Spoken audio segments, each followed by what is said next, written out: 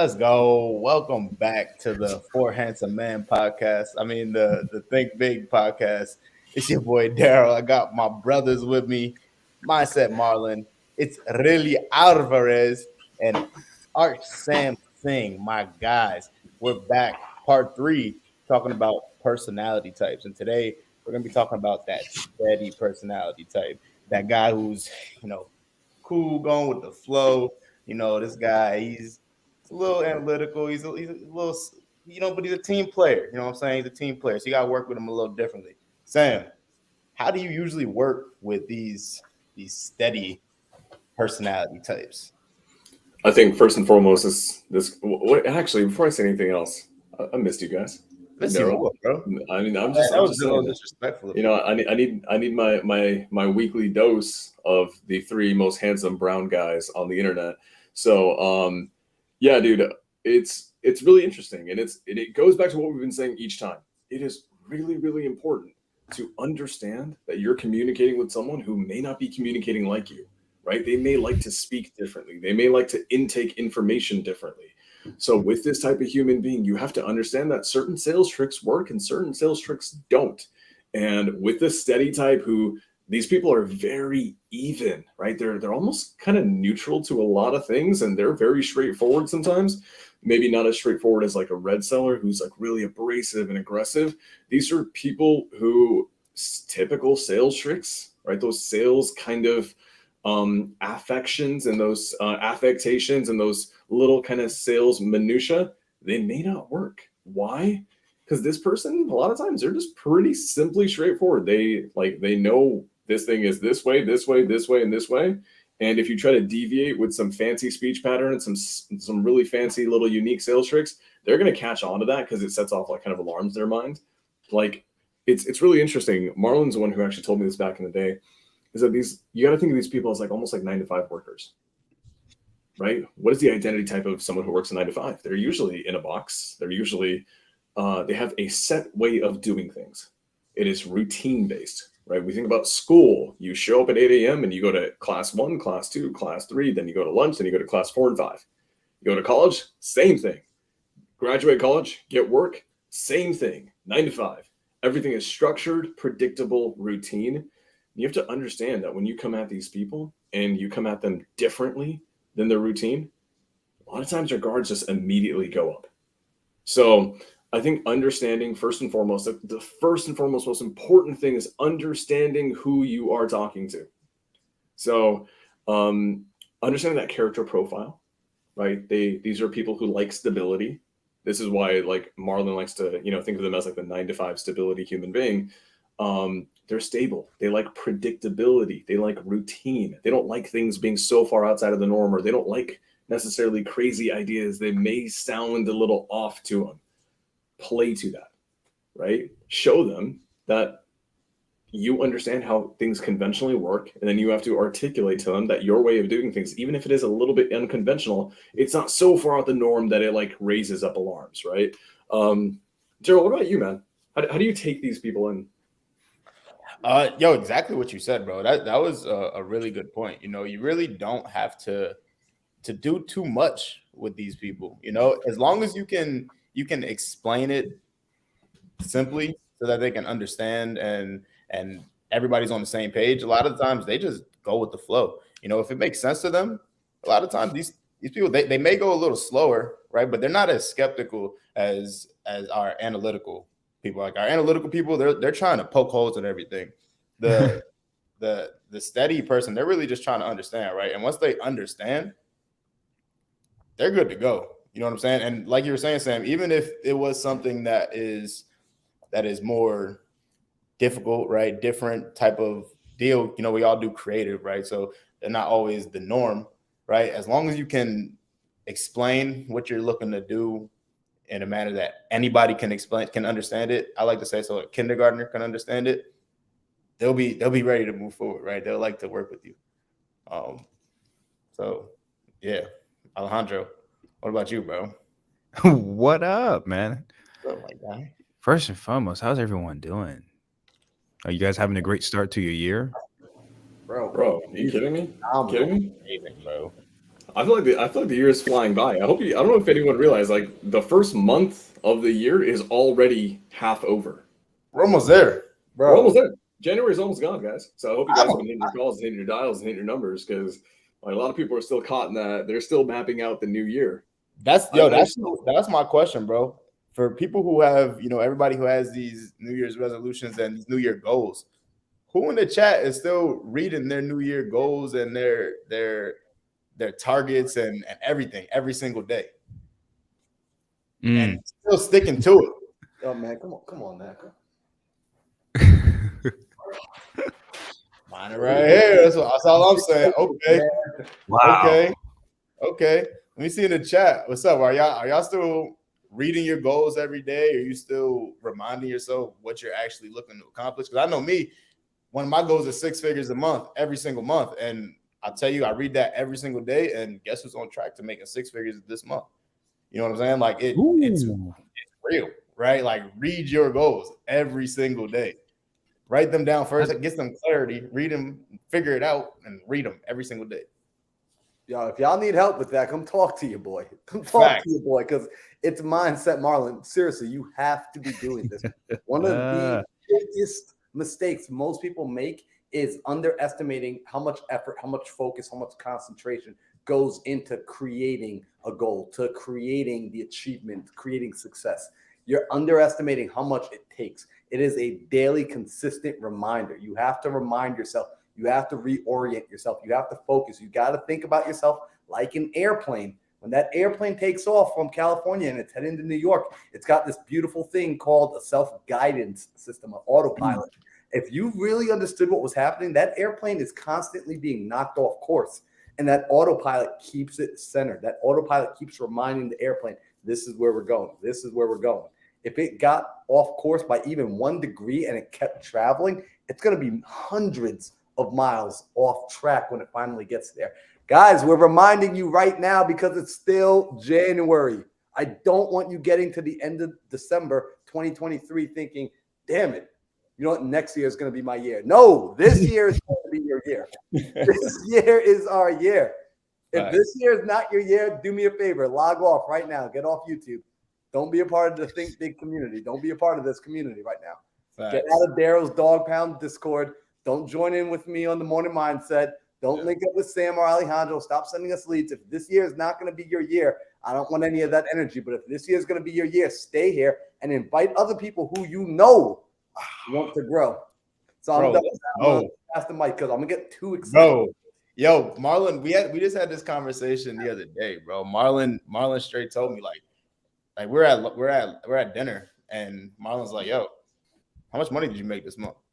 Right. And mind you, a lot of people, I was thinking about this the other day, right? Because a lot of people are scared to talk about money, how much they make, where they're at, right? They either lie about it or they don't want to talk, they avoid it in general. Or, we get brought up, especially, I know me, I was brought up talking about learning that money, talking about people's money is rude, right? How much people make and everything is rude and disrespectful when it's not, right? So I tell Marlon how much I made, and he's like, yo, we need to make more money. We need to make more money. He's like $1 million.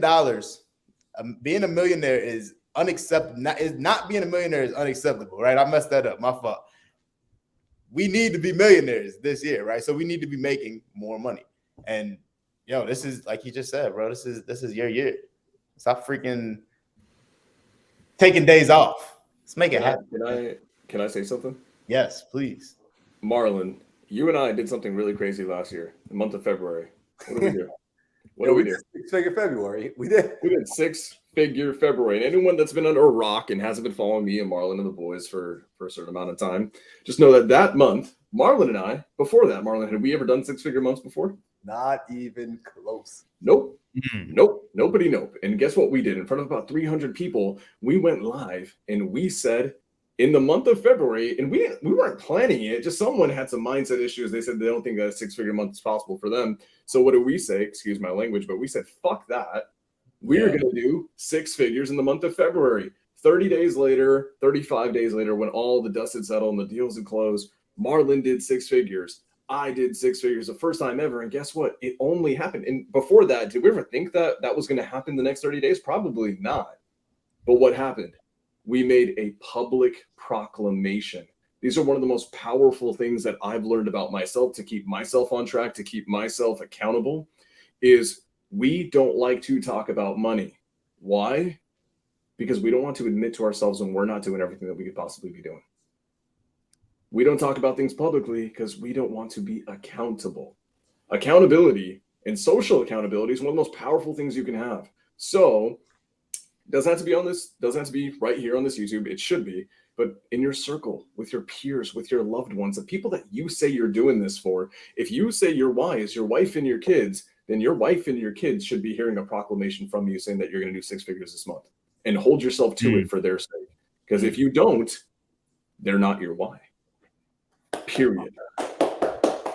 So with that being said, and Marlon's right, public proclamation will take you to the next level 1,000 freaking %. I don't make them at all. I actually don't make them very often, but when I do, they're very calculated, they're very intentional, and I know, like, in my mind, in my like soul, I feel it. I want to say something really big and really bold publicly in front of 200, 300, 400 people. I know that if I do that, I have to follow through, and if I don't, I lied. And then the last thing I'm gonna hit on, this is something that Daryl Ellison talked about a while back. Daryl is super smart in saying this, that self-confidence comes from one thing and one thing primarily, and that is, are you keeping the promises you made to yourself? When we look at people in our lives who flake on us, who say they're going to be somewhere and they don't show up, and they do it consistently, we don't have confidence in them. If you make a public proclamation, if you say that you're going to do this, keep that promise, not to everyone around you, keep it to yourself for your own sake. And what's going to happen is you will find a new level of yourself. You will find out that you're capable of doing so much more than you ever thought. And your ceiling went from a 6-figure month to now it's a 7-figure month. Now your next public proclamation is going to be huge. And if we do, Marlon, I don't know about you, man, I just wish we did that shit sooner. I wish we did that like 1 month into my real estate journey. So with that being said, because otherwise we're going to go for 20 hours talking about this, because I think we're all fired up right now. Let's get talking about steady sellers. And it's funny because these steady sellers completely have the energy opposite of what I have right now. So I have to bring it down. I have to bring it down like I would be talking to these people. So it's important to understand their character profiles. They like playing it safe. They like stability. These are the people whose more than likely their parents were W-2 workers. Their grandparents were W-2 workers. They've been told to play it smart and safe. They go to college, get a 4-year degree, become accountants. Totally fine. There's nothing wrong with that. Just know that they've been conditioned their entire life to view communication a certain way. When new ideas come to them, they want them to be predictable, guaranteed. They want them to be safe and stable. So when you're communicating with them, you have to keep that in mind in every step of what you do. When you're doing discovery, and let's start with one of the basic points of one of the basic points when we're talking to sellers is this. Step one is what? Let's see if we can honestly build some legitimate rapport, right? Learn and remember this, guys. More often than not, people want to talk to people who they feel they can resonate with, they can connect with. We feel like we're birds of a feather. There's a reason that me and these 3 guys get along so well, is because we're extremely ambitious. We talk in very similar ways. There's a lot that like connects us. When you're doing that and you're trying to build that rapport with them, just know that this seller may want things to be drawn out very straightforward, very safe, very predictable, very in the box. Don't just immediately hit them with out the box types of speaking, out the box ideas. What's going to happen if you do that is alarms will raise, red flags will come up, guards will come up. And then once those guards are up, it is very difficult to start getting them down to rebuild rapport. So in my opinion, when you're doing the rapport phase with these people, you want to take it slow, steady. They're steady sellers, so let's take it steady. Daryl, you're one of the smoothest rapport builders probably in the industry. In the industry, period. When you're dealing with rapport building with a stable, steady avatar, how are you going about that, man? In general, bro, I go about it, rapport building all the same, right? I really go about friends.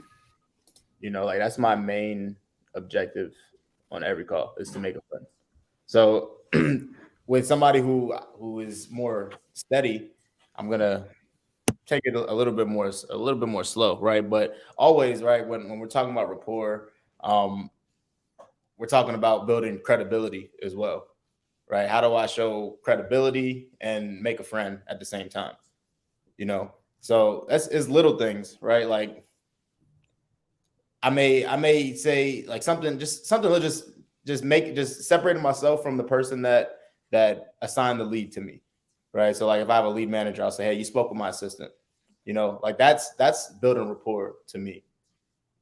You know, I don't know if that really answers your question, Sam, but I build rapport the same way with every seller. You know, it's provided some sort of credibility, showing some trust in me that I actually do this business, and I try to make a friend, right? So I try to make them laugh as much as possible, right? And with a steady seller, once you get them to trust you, they're going to share a lot with you, right? They're going to be a lot more open with you, and a lot of the times, you know, they just have to trust you, right? They just have to understand you, and they'll open up.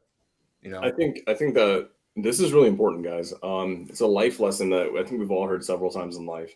And there's some of the best closers. They really understand this, and that's not a seller isn't typically going to remember what you tell them. They're going to remember how you make them feel.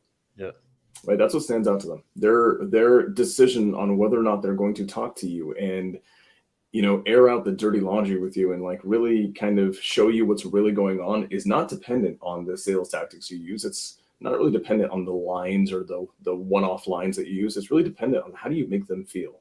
And with these stable sellers, you have to make them feel safe, right? You have to make them feel safe, or they're gonna have their guards up. So when it comes to that, Daryl, I want to highlight something that you said is really important, and this goes for all types of sellers, but it's something that you are amazing at. And the idea that you pointed out is you're going to try to match them, right? This goes back to a sales technique that we call mirroring. And mirroring is one of the most powerful things you can do, especially with this type of person, because I like to think these people, they're not necessarily introverted, right? But introverts kind of like staying in their box. You know, they like staying in their box with how they approach things, with the things that they decide to do or take on. When they are speaking to other human beings, they kind of like other people who aren't outside of the norm. Like I know me, and I know I have an intensity to me. I know Marlon has so much energy he can run through a brick wall sometimes, right? And it's the way it is. It's the way it is. So with us, we may have to, I think maybe sometimes slow it down a little bit. I may have to loosen up. So it's like me being, and this is so important, guys, to be self-aware, right? At the end of the day, we all have our own personality traits, our own inherent tonalities and pitches and the way that we speak. For me, I speak rather intensely. When I'm dealing with this person, I want to be an authority. I want to sound convincing and like I know what the hell I'm doing, but I also want to be a little bit softer. It's important, in my opinion, to audit yourself and to understand what do you bring to the table and how you're communicating and what do you need to do to get the intended effect. So for me, I know to loosen up a little bit. When I'm dealing with this type of seller, I'll actually slow down a little bit and I'll speak a little bit softer. I'll typically start talking with my hands just a little bit more. And if you guys are noticing this, what I'm actually doing is I'm also adding a lot more inflections in my voice. I'm drawing out certain syllables and certain phonetics because this allows people to feel a little bit more comfortable than if I started speaking really to the point and with real certainty. This can feel really abrasive to the wrong seller. And if I speak to a steady, stable seller who I don't even really know yet, and I speak like this, I have a chance at feeling like it's way too intense. Guards go up. I like Daryl's version of doing things because Daryl is so smooth. It is hard to have a guard up with Daryl. Like Daryl is filthy smooth. So, I mean, I'm actually really curious. Alejandro, you're extremely smooth too. You're a sniper. How do you go about handling these sellers, man? How do you go about, let's just say this. How do you go about building trust with these people? Ooh, I mean, what I always tell my acquisitions, and how I do it myself, honestly, I just pick up the phone and just have a conversation with another person. And I think this works really well with that steadiness personality because like they're so used to getting these phone calls, people trying to sell them this idea or waste their time with lowball offers and all that stuff. And when you just pick up the phone and just, hey, You spoke with my assistant, just wanted to reach out, see what we can do, see if we're a good fit, and just have a regular conversation from there. Obviously, there are tactics that you can use to still have the right outcome, right? You don't want to just get on the phone and just waste your time on phone calls. Like, you obviously have to have an end goal. So you still have to ask them the right questions. That's very important. Open-ended question, not yes or no question. Don't just call somebody, hey, are you still interested in selling? How much do you want for it? Why haven't you sold it? Like, just have a conversation. Like, that will ruin the rapport building with the steadiness personalities for sure. Like, hey, like, they hear that all the time. So when you're just a little bit different and they feel like they can be your friend and they can have a conversation with you, it's gonna help you a lot. And sometimes, like, letting them know, like, hey, I may not be a good fit for you, but let me see if I can help you sell your house anyways. They love that.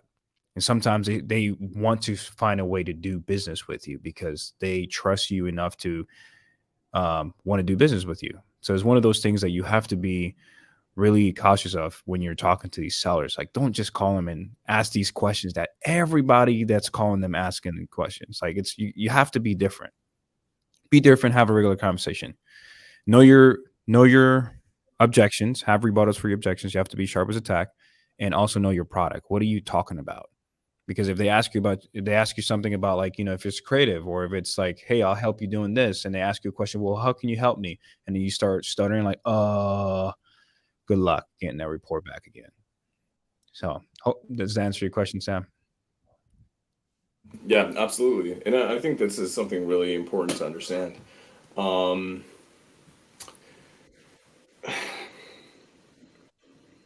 Sellers have different personality types. Okay, they have different personality types. They have different ways of communication, and they like to deliver information in unique ways. And they like to receive information in unique ways. And there can be infinite amounts of differences person to person. As a closer, when you guys are on the phones, it's important for you to understand what is your way of communicating too. It's not just knowing what they like and what works for them and working only to work with that. A lot of times you also have to ask yourself, hey, what's sustainable for me? How do I like to communicate? What is something that I enjoy doing? And so we all, like, it's really funny because this goes back to the red seller. This goes back to this seller as well. But let's take the red seller, for example. I think all four of us had different approaches on how to handle a red seller. So what does that show you? There is no one right answer. There isn't. Yep. The right answer is simply a combination of a few factors. Is it sustainable for you? Are you enjoying yourself so you don't hate life talking on the phone so you can pick up the phone and keep dialing after? And then 3, does it feel genuine and authentic?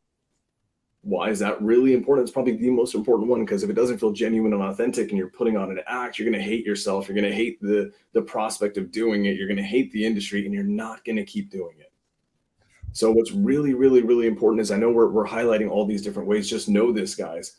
There's 4 guys on the screen, and we all have unique ways of talking to people. There's a lot of similarities, but there's a lot of differences. We have a lot of similarities in understanding how to approach them, but we have a lot of differences in delivery. Marlon and I have privately talked about how he and I are very, very, very similar, but our delivery of information is polar freaking opposite, probably. Now, that's a good thing. It's an important thing. Guess what? Marlon's a great closer, and so am I. You guys are all equally good closers. You just need to find what works for you. And this is the same as, when we look at like creative finance offers, a lot of times people will come to us and they'll say, hey, can you call my seller? I'm like, cool, what's going on with the seller? Well, they're ready for an offer. What does that mean? What is your situation? What do they need to happen? What's going on in their life? Let's find out what they need. And then I'm going to amalgamate this to seller profiles.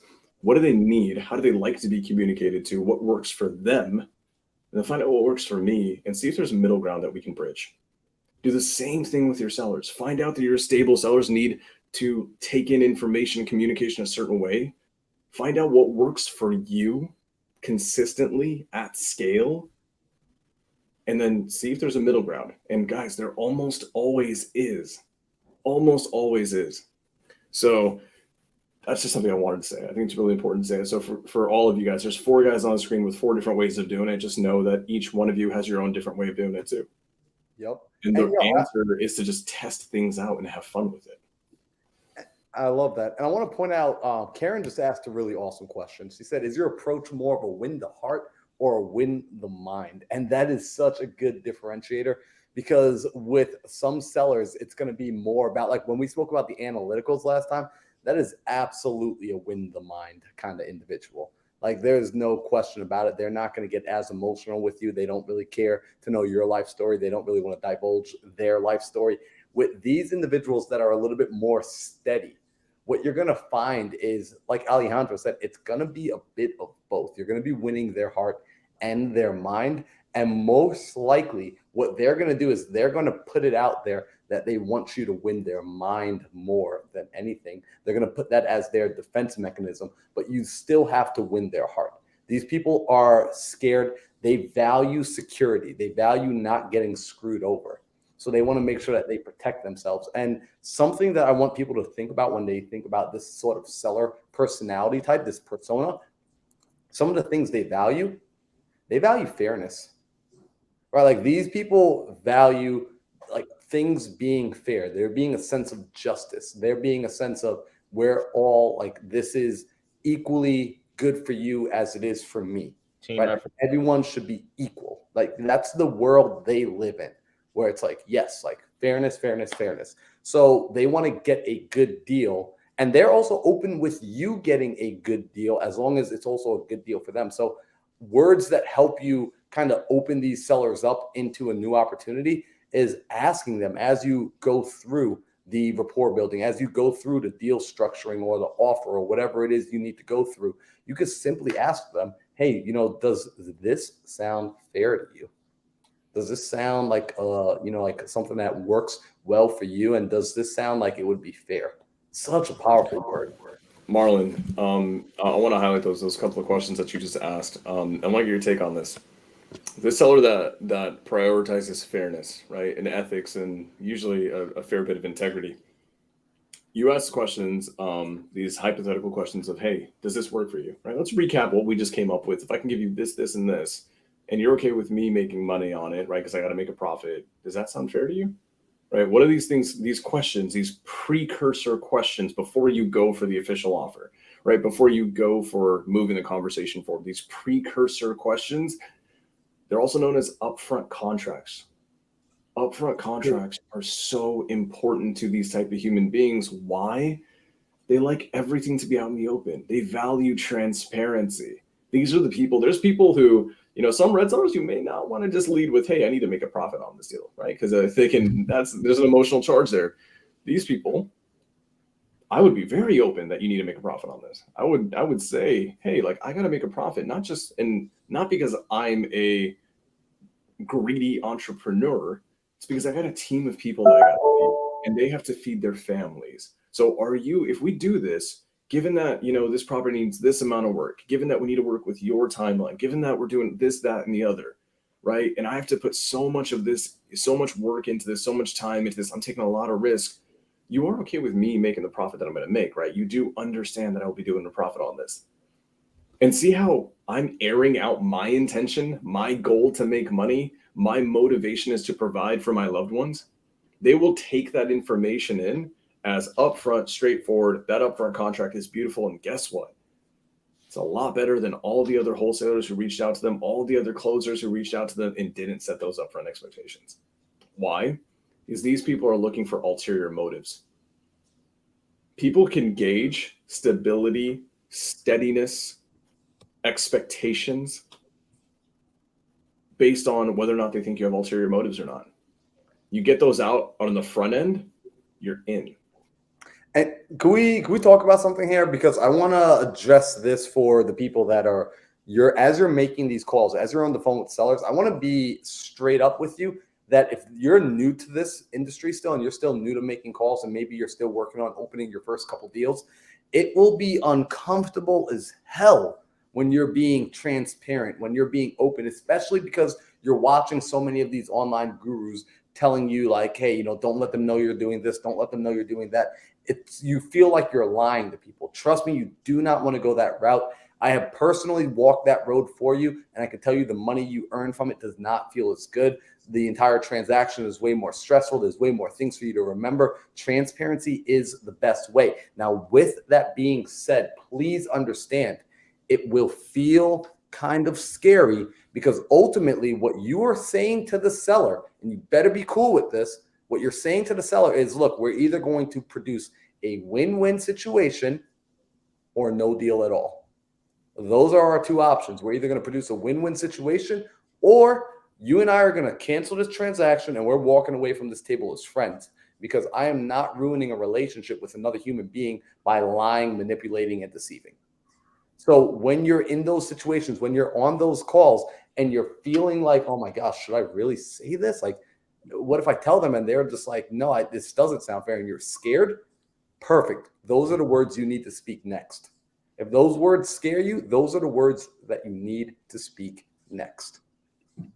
Yeah, one thing that I like to do when I speak to these steady sellers is something that kind of what we were just talking about, right? Because their whole thing is they want to trust you, right? They want to feel safe. They want to move slow, right? So a lot of things that I do is I use words like we, right? I make them feel like they're my partner, right? So like I'll say like what do we do about this? I include them in just about everything, right? Like you were saying, Marlon, get their thoughts, get their ideas, because the reality of things, once they're on your side, they're really team players, right? Like they're really accepting. If they understand and they like you, they want to work with you, right? And they understand it's a true win-win here, right? So you don't have to, like, just like we've been saying, you really don't have to do way too much, because they're extremely patient with you. They're extremely patient, like by nature. These people are patient with you. They're calm. They move slower. So if you just use that framework, right? Like we're a team here, right? We're partners here. So I got a question. God, I'm sorry. I'm excited today. I got energy today. Like I got like my whole 6 hours of sleep last night. We're good to go. I should be at like 10 hours of sleep or whatever.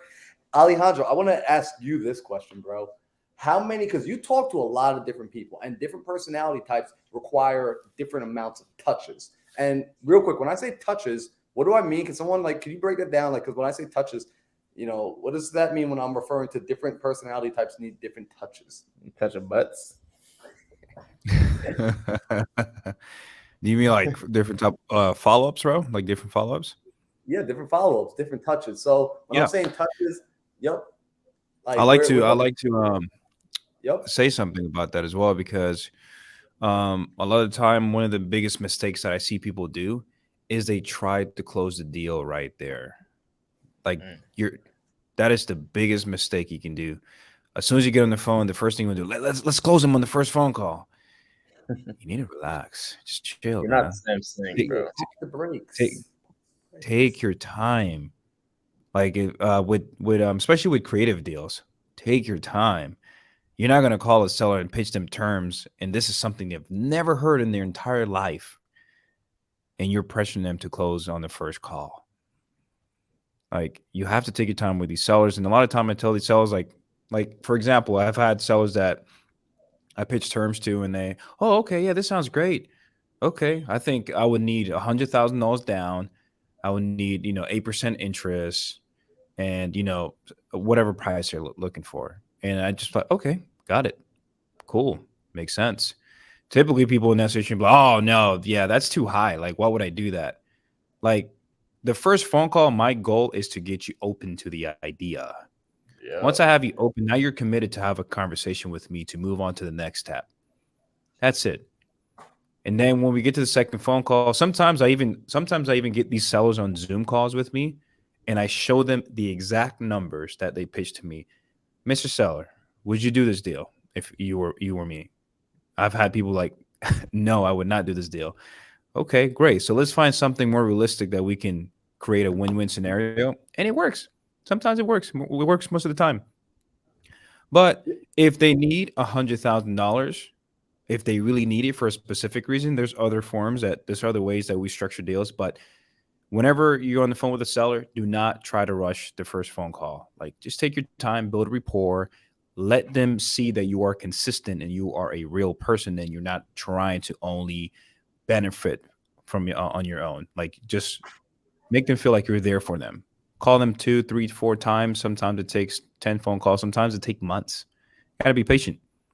If it's not a deal today, it's not a dead deal. It may be a sweet deal in 3 months. Like, I've had sellers from 2 quarters ago. Yeah, my property's going to sell. I know it's going to sell for this high price. And now they're like, hey, you still want to do terms? Yeah. Why? Because I'm the only one that's going to offer them the highest price. I want to jump in here. I hope that makes sense, Marlon. It makes perfect sense. I'm gonna pass the mic over, but like I gotta highlight 2 things because Alejandro did 2 things, right? First off, I don't know if anyone caught it. He was like, yo, you gotta open them up. Like, yo, his hands, he was like, yo, we just open it up. And that's what it is. We're opening them up to these situations. I love it, bro. And he said a ninja trick. Like, if y'all were listening and go back, rewind, listen to it. This is why we're recording these. This is why you could come back and get access to it over and over and over. Because he said he will actually sit with these sellers. He will agree with them. I need $100,000 down. Yeah, okay, yeah, I hear you. Right, I hear you. He acknowledged it. And then he'll pencil it out. So he actually does the work. He'll underwrite their nonsense, and then he will show them their nonsense. And he'll say, hey, well, look, Jim, I mean, look, so I'm looking at this. You see this, Jim? I'm like, he'll sit there with him. Like, yo, Jim, I'm coming over for dinner tonight. Hey, look, man, like, we should buy this deal, right? Jim's like, no, it's a terrible deal. Who would ever? Well, Jim, this is a deal you're trying to sell me, bro.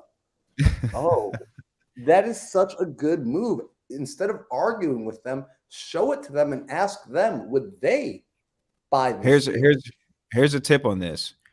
Like, take this quote: a man against his will is of the same opinion still. So in my mind is, how can I make this person go against their own will on their own? And that's the easiest way to do it, by showing them their nonsense. Ma'am, you're crazy on this $100,000 down. It's not going to work. You agree to it, not me. Let's figure something else out. I love it. I love it. It goes back to something that Marlon highlighted before, and that's fairness, right?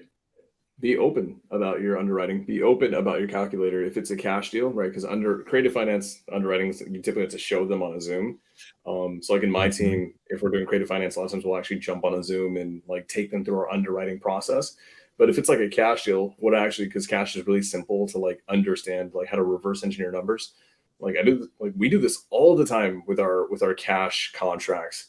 When we're negotiating back and forth, we actually have the seller like get their phone out, click on the calculator button, and say, Mr. Seller, what do you think your home's worth? $250, right? That's top end, right? If it's fixed up, great. So start with $250,000.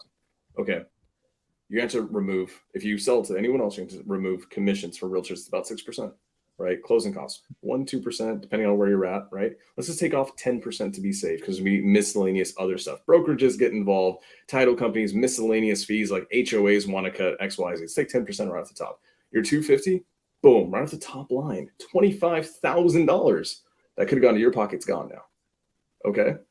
Now you said you need a kitchen update, you need bathroom update, you need flooring, 1,200 square feet, this, that, and the other. Just trust me when I say these numbers. I want you to corroborate these numbers on your own, but just trust me when I say that on a house about 1,200 square feet, about your size, flooring alone is probably take about $5,000. Okay. Let's reverse, let's subtract. Okay. And now you wanted, 200,000. I haven't even gotten a profit in yet. We haven't even factored in all the rehab yet. I'm already at 150 grand. Mm-hmm. So what you're doing is you're proving that you're not coming up with these numbers. You're not BSing them. There's no nefarious hidden ulterior motive behind it. You're just showcasing with simple logic you're kind of like throwing it in their face a little bit. And that is the fairest way to do it. That is the absolute fairest way to do it. And you would want them to treat you the exact same way. And you can actually throw this in their face. And I say this nicely. Highlight that. Do you feel that I'm being fair and transparent in how we're doing these deals? Because a lot of the other guys, they're not going to do this. You can ask them to justify the numbers. They will not do this with you, but we'd love to. So that's one thing that's really important. I want to highlight something because this goes back to number of conversations. Alejandro gave the perfect the perfect answer to understanding what it's going to take. how many follow-ups it might take, because it's going to take a lot. The answer is a lot. I want to give a little bit of a different spin on it, because we're all four of us are closers through and through. We are, but we're also business owners. And the hat that we wear as business owners is different than the hat that we wear as closers. But a closer is a company. The business owner is the guy at the top who has to make all the decisions in forward pace. So this is something that I'm really good at, which is scaling. Scaling is kind of my thing, guys. And in order to scale properly, predictably, sustainably, you have to know what industry standards are. So for cold calling, the industry standard for how many touches it takes to go from a cold call lead the lead comes in to get it under contract is about 13. It's about 13, okay? With texting, it's typically a little bit more. It's typically about 15 to 20. There's a reason for that. Why? It's a little bit of a colder marketing outreach strategy. With something like inbound, right? Inbound like a PPC, which is Google Ads, which is very hot. These are people coming to you saying, hey, I want to sell my house. Give me a freaking offer. Here's all the things you need to know. That conversion rate typically looks about 1 in 10, 1 in 12. Now, these are standards, industry standards. You can boost all these numbers in your favor. How do you boost them? What are the Samsung standards? Better. Better. And so know the standards and know how to optimize the standards in your favor. And I want to talk about that, guys. The industry, everyone in the industry. Does the entire industry know creative finance? Hell no. Hell no. Most of them only got a shitty cash offer, and they just learned how to take the ARV, times it by 70% minus some form of rehab. And I don't know what rehab looks like. I don't know how to do any of that. And didn't even learn how to comp right. So 1, get your underwriting on point. 2, learn better acquisitions and acquisition strategies and exit strategies. The more tools you have in your tool belt, like Sub2, like Seller Finance, like Novations, like Wraps, all of these things that you can do on the front end, or knowing that you have them as a possibility, you can sell this thing to a hedge fund, do an Airbnb, corporate rental, midterm rental, millions of different possibilities. The more possibilities you have, you take that industry standard of 1 in 50, or I'm sorry, 13 touches, right? You can actually shorten that timeline. Now, I will say this, creative financing, like Alejandro said, takes time. Takes time. Why? Typically, you're introducing a way of doing things that people have never heard of before. And like he said, right? A man convinced against his will is of the same opinion still. When you try to bring a new idea to someone that they've never heard of, man, it is tough. You have to walk them through it slowly. So anticipate that cold call 13 touches for a creative finance deal that's extremely extensive, like a hybrid, half Sub2, half Seller Finance with a balloon in 5 years, and maybe we're not doing payments for the first 6 months. That might take 20 calls. Might take 25. I've had deals where they were super, super easy. I've had deals where, like, full transparency, guys, inbound, right? So typically 1 in 10 conversion rate, 1 in 10 leads will turn into a deal with PPC. Those calls can sometimes be 1 to 4 calls. Like, we're very often hitting 1 call closes on PPC, but if it's creative finance, I'm not expecting it to be a 1 call close. Heck no. Now we're going to go 5 to 10 plus. So know what it takes for you, and then know what it should take everyone else. Because here's the thing, guys. I say this with love, right? But this is why we track KPIs. This is why we track stats in our businesses. If it takes you, on average, 45 touches to consistently get deals, let's work on our processes. Let's work on our sales. Let's work on our acquisitions. Let's add some more tools to our tool belt to figure out how we can get these things going. And while I have the floor, and I'm gonna pass the mic, I actually do want to take a moment here, and I want to highlight Richard freaking Knowles, the GOAT, who is not just an OG in this industry. He's a fantastic leader and a fantastic friend, and it's an honor to have you in the chat, brother. I miss you. I cannot wait to see you in a few months in SoCal. But yeah, I'm also one of the smartest human beings you'll ever freaking meet. You guys ever want to feel stupid in life? Go have a 5-minute talk with him. All right, Daryl, I'm gonna give it back to you, bro. Sam, I want to talk about what you were just talking about too, because a lot of people, they think that this is just overnight, right? Like, even the process yes, it's a lot of, it takes a lot of calls once you're having conversations with these people. Yeah, it takes like 8 to 13 usually to get a contract. But a lot of people don't even count the times of how many calls you need to make to even get these people on the phone in the first place.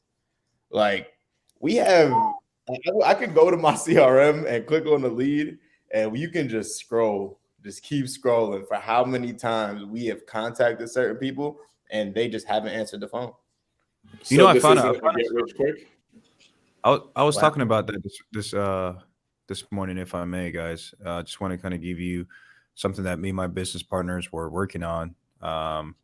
We're having like one of those EOS meetings. I don't know if anyone knows what the EOS meetings are, but that's something that every time a lead touches a CRM, like there's this weird thing where like the seller doesn't answer. Like we've had leads that we've been following up for months, every day, text messages, calling, voicemails, different phone numbers, even emails if we have the emails sometimes. But we figure a way how to minimize that because our process is cold caller, then you got your lead manager, then you got your closer, and then you got your TC. So it's a process of like the sellers it's a process of your seller talking to other different people in the business. So whenever you have your cold caller, the cold caller knows the lead manager that's going to call that seller. So what we do, we create some urgency, and we have them save the phone number of our lead manager and the name. Like we wait on the phone, like, hey, this is the lead manager that's going to call you. His name is XYZ. Let's call him Joe. Here's his number. He's going to call you within 24 hours. So now whenever that lead manager calls that lead that just touched the CRM, it doesn't show spam likely, or it doesn't look like one of another wholesaler trying to call them. It looks like Joe, the guy that's supposed to call me within 24 hours. And we do the same thing when we move it to the closer, and the same thing when we move it to the TC. So that's what has been helping us, Daryl. So maybe you can try that as well. See if that works. But it's definitely going to minimize the amount of time that you have to follow up with these sellers. Because man, that is frustrating. Bro, look at this. Look at this. Let me show. Let me pull. I pulled up just one lead, right? These are just one of. We have a bunch of leads like this where. Are you trying to tell me that you don't just pick up the phone once, call people once, your business magically works out? Bro, look at this. Well, guys, Daryl does. Daryl does. He picks up the phone, says about 3 words, and has signed contracts. That's the way it works. Check this out. Look, this lead came into our system. I'll show you when we get to the bottom. But these are all the calls that we have made so far. Look at how much the little thing on the side keeps getting smaller and smaller. How far he has to scroll. Look at that. No, this is over 100 to a single person. Oh, let me confirm. These are humans. Like this is like your acquisitions team call. Yes. This lead came to our system December 27th. December. So guys, wait a second. So we're looking at over 100 calls, and it's only been like 2.5, 3 weeks. Yep. Like, do you see what needs to be done? Yeah. Yep. But it's borderline harassment. I'm not gonna lie. It's borderline harassment. No. I FaceTime these sellers too, bro. I FaceTime. I got to deal with that. FaceTiming. You've got to be obsessed. It's be obsessed or be average. Yep. It is be obsessed or be average. Because look, if they are going to do business with you, they will not be upset that you're calling them. They will not be upset that you're solving their problem, that you keep coming and knocking on their door. In fact, they're going to see, you are actually serious. Most everybody else calls them once and then never calls again. Most everybody else shows up one time and then never shows up again. Where are they at? What are people doing to be different? Be consistent and be intense. Be consistent and be intense. Show up every day and then show up with your effort. Show up with your energy. Yeah, that's real talk. Easier said than done. It is easier said than done. This is why we do videos like this. This is why me and these guys on the screen, why we connect with each other and collaborate regularly. Because you want to be in a circle of people who are constantly pushing you. By the way, real quick, I got to do a very, very, very quick plug. Because 2 things. Let's do a little housekeeping before we continue. First off, how many of you are getting value right now? Because I I love, like, we got Nicole, we got Dustin, we got Effie, we got Richard Knowles, we got Karen, we got people blowing up the chat right now. So I love it. If you are blowing up the chat right now, I appreciate you. If you are getting value from this right now, we got 30 people live with us right now. I want to blow this up to 50 people. I want to get 50 people on live right now. So do me a favor. Go. Hit the like button right now, not later, right now. If you've gotten any value at all tonight, hit that like button and share this. Pass it on to somebody else in the industry who needs to hear these words right now, who needs to make some more money, who needs to build an ethical business. Pass this on to them right now, because I want to see you all winning in 2023. Second thing is, as you saw what Daryl was doing, understand Daryl actually breaks this down in depth in his community. Daryl has a Discord community for anybody that's looking to get better at acquisition, anybody looking to get better at sales. And, Daryl, how much does that cost to be a part of your acquisition? Be a part of your community? Free 99. Free 99? Oh, Free 99. Wait, why did I pay $1,000 though? Well, free 99. Free 99, bro. I don't So want money. you're telling me I can get assistance from you. I can go work with you. I can go do deals with you. I can go and collaborate with you. I can go and learn how to speak to sellers with you for free 99. Free 99, bro. Where do I have to go? How do I get into your Discord channel right now? Because somebody just found out your Discord channel even exists 2 seconds ago. I just dropped the link. Hold on. Link right there? I just dropped the link right there. So make sure you click on that link, join the Discord. We're even doing right now 60 days straight of role plays. And the craziest thing about that is I didn't even put that together. That's the community. It's the type of community that we're building, right? This is everybody's looking to help each other out. You know what I'm saying? So join the community. I know my brothers are in there. I'm in there. Shit, I was in there this morning. I was in a random role play room and I didn't even know. Like, I was in there just working. I had my motivational music playing in the background. It was like 6 a.m. and somebody jumped in and they're like, yo, I didn't know you would be in here. And I'm like, shit, I didn't know I was in here. But let's talk. What's up? So I had to plug it, man, because I was in the Discord, man. Like, that Discord it's fire, man. Like, I'm in that Discord and I'm hanging out from time to time throughout the day. It is just, I think people underestimate what it is to do this business with other people. And this does not mean you need to go and partner with them. You don't need to form an LLC with them. But when you're making your calls and you're talking to these types of sellers, you can go and squad up with other people, even just to have them listening to your calls. And then it's going to, one, put you on a better game because now you're conscientious that other people are listening.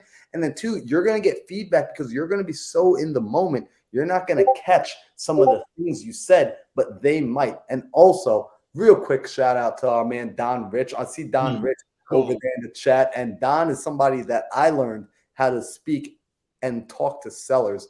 He taught me how to do this business in such a good way that I appreciate him so much. So shout out to Don. Can't let him be inside there sneaking around. I got to say what up, put him on blast. Bro, while you were talking, I was just fighting the urge to just stop you and say, yo, we have a legend in the chat, bro. Because I think we all four of us up here have learned a lot from Don Rich, bro. Whether it's directly or indirectly, like, this dude is a legend. Bro, he's the man that taught me that we are the house, like, I'm a house doctor. Like, yo, he said, yo, I'm not. He said, I'm a house doctor. I need to know what's going on with the situation so I can give you a proper diagnosis. And I said, damn, Don, like, how you make that sound so good? He's so smooth, bro. So, I know we went a little all over the place tonight, but hopefully you start to understanding these different personality types. It's going to be beneficial. And someone asked a great question. Where was it? Olga asked, do you recommend that the same person keeps following up or you switch between partners? Olga, that is such a fantastic question. Ooh, I like to answer that. I'm going to let Alejandro's taking it. Alejandro, take it. This is I have a great story about this one. This is a house in Tennessee. Was it Tennessee? It was in Tennessee or Kentucky. I do deals nationwide, guys. So I think it was in Tennessee. We had this seller. One of my acquisition guys called him, got the price, and out of the blue, the guy's just like, hey, don't want to do this deal anymore. I'm going to sell this house to my son. I called BS. right? And I think, what was it, 3 days later, we gave him some time to chill out. 3 days later, another acquisition called him, right? Anonymously. They didn't say that we're related or anything, and got him on a contract for the exact same price, and we made $30,000 on that deal. So just because the seller tells one person no, doesn't mean they might not. Doesn't mean they won't say yes to another partner. So don't give up.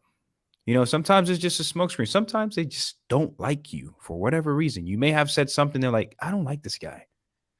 Unfortunately, that's just how life is. So have someone else reach out to them, and you still have an opportunity there. See if there's real pain. See if whatever they told your acquisition guy, if it's true. Some people are too nice to hurt your feelings, right? Like some sellers don't want to tell you, like, hey, I don't like you. I don't want to do business with you. They would just tell you, I broke my leg, or, I just can't do it, or I'm sick. Got to go to the hospital or something like that. Smoke screen, right? This guy was all pumped up about it. And yeah, so keep following up, guys. Still opportunities there. My bad, bro. I didn't mean to cut you off. No, that's all right, bro. I wanted to tag in on that, though, because to your point, right, we actually have a deal under contract right now that looking to close in the next 30 something days. But this is one where it actually got submitted to my JV form by two separate people. Right? So two of my acquisitions people were working this lead at the same exact time. And I had no clue until both of them submitted the deal to underwriting, because they were both ready to send the contract out. So one of them was working the deal cash. One of them was working a creative deal. And what I had, they're like, what do we do? Everybody's all frantic. I'm like, bro, we're just gonna work this together. And I wanted a creative deal. So I'm like, look, I told the one guy, look, this is your job. You're gonna go in there. You're gonna lowball this guy. You're gonna give him one of the lowest offers that he's gotten. Right, get him really low. And then the other one, you're gonna come back right after, give him a call later that evening, and you give him a creative offer. And that's what we did. The first guy, Andrew, shout out to Drew, Coach Drew. If y'all need an RPM, y'all don't know what y'all doing. Shout out to Coach Drew. But Coach Drew sent the offer like $300,000, right? And I'm like, yeah. He was like, yeah, never mind. The seller backed out. Like, was like, yeah, we're not a good fit. And Femi, shout out to Femi. Femi called later that night, came in with an offer at $700,000 creative finance, and he accepted the offer. It was actually a Morby Method deal that we're working on right now in Vegas. So nice. Use your team. Like, and what I just showed you guys, when like we went down that one seller where we called 100 times already, that's multiple people. Like, that's two people on my team, both of my lead managers. I told them that's a free-for-all, right? So we keep calling these people until they answer. We have different phone numbers, so they don't know we're on the same team. They just think they're getting another call, So yeah, that I definitely think I definitely think you should use other lead managers, use your partners, switch it up. Somebody's doing it. Don't give up. Let me I want to chime in here from a little bit of a different perspective. Same message, but different perspective, and this is why it's important. In case Olga was asking from the perspective of a business owner, in terms of how many people do I need to hire? How many people do I need to onboard and recruit? Ooh. In that case, there's a lot of companies. There's a lot of high-performing companies. And just, guys, remember that there's things that work and there's things that don't. There's multiple things that can work. I know a team, personally, one of my mentors did $2.7 million in a 30-day time frame with 5 people in acquisitions. And all 5 of those people were the sole owners of that lead all the way through. So in case, Olga, you're asking, do I need a lead manager and then a separate closer in the company, and there has to be a handoff? Because I think that's also maybe what she was kind of going for too. And this is a business owner question, right? This is a personnel recruitment question. The 5 people that he had when they did 2.7 million, all sellers were owned by that one person. From the second the lead came in all the way to close, it was one person. And I like it. It works for them. But the reality is, for me and my team, we do have a separation between lead managers and closers. And here's why. If in your business, at some point, you will have turnover. People will leave the business. They will go. If you hire improperly, they will learn everything they know that you know, They will go and then copy and paste it and then become your competition. It's unfortunately the way it is, right? So the way it is, hiring the right way is important. So expect people to leave. So what happens when you've had a lead manager who, or you have the one person only thing where your systems are built out for one closer to handle a lead all the way through, and that closer leaves you in 3 months? You should anticipate people leaving. Unfortunately, it's true. You should prep for having multiple lead managers. You should prep for having maybe some segmentation between your lead managers and between your closers, and then anticipate that there may have to be pass-offs. And even if you decide to not go the segmented route and you only want to have one closer all the way through the entire funnel, that's totally fine. Have your systems and SOPs in place where, in worst case scenario, you can do both in case that person leaves.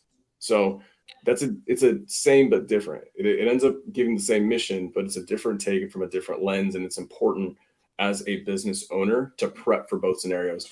So we're running a little bit over here. Marlon, my brother, what are we going into next week, man? Yo, next week, let's see. I believe next week we're rolling back into a deal, no deal. So we're going to be doing a deal breakdown. So that's going to be where we bring up a deal that either one of us is working on or even one of the people in the audience, because quite frankly, I've been getting, especially the last few days, I don't know what got into the water, but a lot of people in the last few days have been reaching out to me to help them with their creative finance deals.